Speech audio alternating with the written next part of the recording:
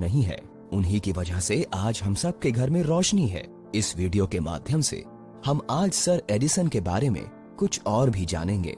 Sir Edison का जन्म 11 फरवरी 1847 को सैमुअल ऑगडन एडिसन जूनियर और नैन्सी एलियट एडिसन के घर हुआ था। एडिसन 4 साल की उम्र तक बोल भी नहीं पाते थे।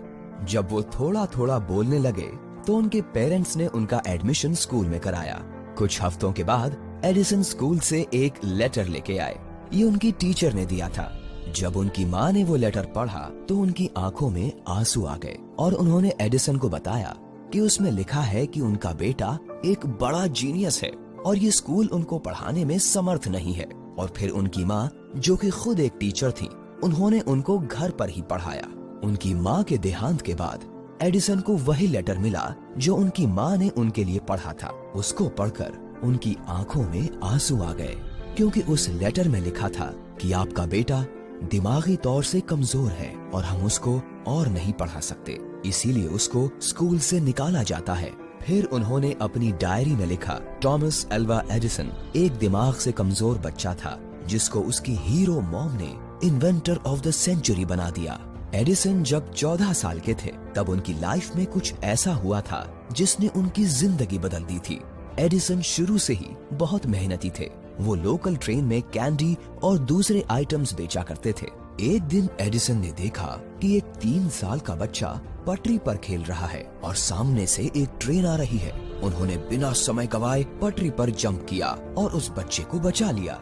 वो बच्चा स्टेशन मास्टर का बेटा था। उसी स्टेशन मास्टर ने एडिसन को टेलीग्राफ की ट्रेनिंग दी थी और इसी ट्रेनिंग की वजह से उन्होंने फोनोग्राफ का इन्वेंशन किया था। एडिसन को एक डॉक्टर ने कहा था कि वो एक ऑपरेशन से उनकी हियरिंग इम्प्रूव कर देंगे। एडिसन ने मना कर दिया, ये कहकर कि अब वो अपने दिमाग को दोबारा ट्रेन नहीं करना चाहते दुनिया के शोर में काम करने के लिए। इससे हमें उनके काम के लिए डेडिकेशन और पैशन दिखता है। आजकल लोग 3-4 बार असफल क्या हो जाएं, वो अपना कॉन्फिडेंस खो देते हैं और निराश हो जाते हैं। पर एडिसन ने तो अपना पेशेंस 1000 बार नाकामयाब होकर भी नहीं खोया।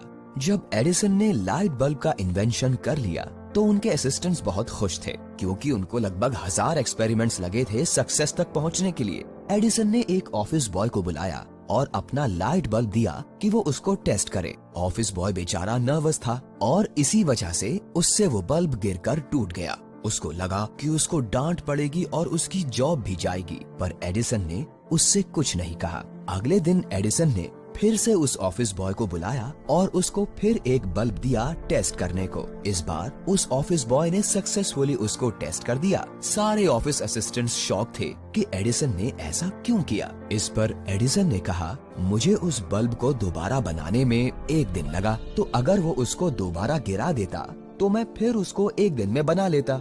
पर अगर मैं उसको ये चांस नहीं देता तो उसका कॉन्फिडेंस और सेल्फ बिलीफ चला जाता, जो कि बहुत डिफिकल्ट होता है वापस लाना। इस स्टोरी से ये साफ पता चलता है कि एडिसन अपने आसपास के लोगों का कितना ध्यान रखते थे और उस सिचुएशन में भी वो एकदम काम थे। लाइट बल्ब के डेमोन्स्ट्रेशन के टाइम पर एक रिपोर्टर ने एडिसन से पूछा कि कैसा लगता है 1000 बार फेल होके। एडिसन ने स्माइल किया और कहा, मैं 1000 बार फेल नहीं हुआ, बल्कि मैंने 1000 तरीके ढूंढे जो कि काम नहीं करेंगे। आजकल जहां हम 2-3 बार ट्राई करके गिव अप कर देते हैं, एडिसन ने कामयाबी मिलने तक हार नहीं मानी। उनका डेडिकेशन और डिटर्मिनेशन है जो हम सबको सीखना चाहिए। एडिसन हमेशा कहते थे कि कुछ नया इन्वेंट करने के लिए बस इमेजिनेशन चाहिए और कचरे का ढेर। उनके नाम पर 1093 पेटेंट्स हैं। एडिसन अपनी डेथ के बाद भी सबसे सफल इन्वेंटर माने जाते हैं अमेरिका के। ऐसी महान पर्सनालिटी को